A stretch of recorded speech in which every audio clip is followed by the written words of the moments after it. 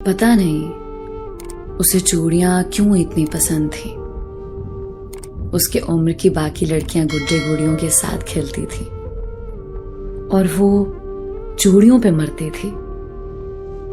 मैं हर 8वें दिन शहर से दवाई लेने के लिए जाता तो उससे जरूर पूछता, बेटा तेरे लिए क्या लाऊं?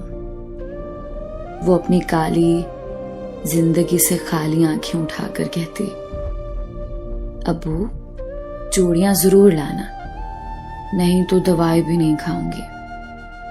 हालांकि उसके पास कई किस्म की चूड़ियां जमा हो गई थी।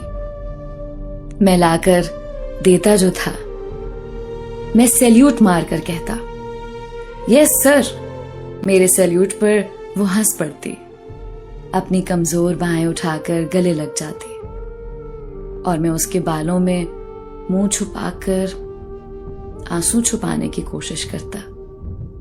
खुदा ने एक ही औलाद दी थी। मेरी साबिर बीवी साइमा और मैं उसे जान से भी ज्यादा चाहते थे। 7 साल की थी। रोज रोज बीमार रहने पे चेकअप के बाद इंकशाफ हुआ कि कैंसर उसके खून में सरायत कर चुका है। हमारी तो दुनिया अंधेर हो गई। डॉक्टर नाउम्मीद थे, मगर हम बदस्तूर इलाज कराते रहे। जमीन बेच दी, साइमा का जेवर बिक गया, घर गिरवी हुआ, कर्ज चढ़ गया, तंगदस्ती ने डेरे डाल दिए।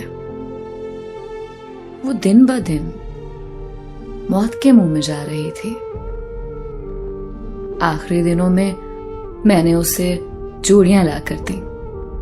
रंग बिरंगी चूड़ियां देख के वो बहुत खुश हुई। उसके जर्द चेहरे को देखकर मेरे हल्क में आंसुओं का फंदा लग गया। मुंह से सिसकी निकली। साइमा मुंह छुपाकर रोने लगी। उसने उदास नजरों से मां को देखा, फिर मुझे देखा। कुछ देर सर झुकाकर चूड़ियों को देखती रही। आहिस्तगी से चूड़ियां उठाकर मेरी गोद में डाल दी और हौले से बोली, अबू रोता काहे को है? मैं चूड़ियां नहीं मांगती, दुकान वाले को वापस दे दे। वो मासूम छोटी उम्र में ही हमारी मुफलिसी और तंगदस्ती को महसूस करने लगी थी। वो समझी शायद अब्बू के पास पैसे नहीं और चूड़ियां खरीद के रो रहा है। मैंने लपक कर उसे गले लगाया और धाड़े मार के रोने लगा। चंद रोज बाद वो हमें हमेशा के लिए छोड़कर चली गई, सहन खाली कर गई।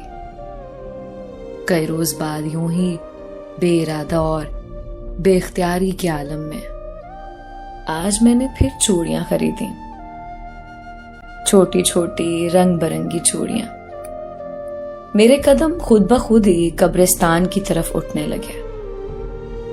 कोने में बरगद के दरख्त के नीचे बनी हुई उसकी छोटी मासूम सी कब्र बहुत अलग और खामोश नजर आ रही थी, बिल्कुल उसकी जिंदगी से महरूम, उदास आंखों की तरह।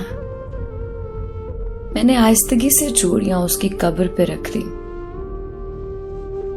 आंखों से 2 आंसू निकलकर कब्र की मिट्टी में जज्ब हो गए।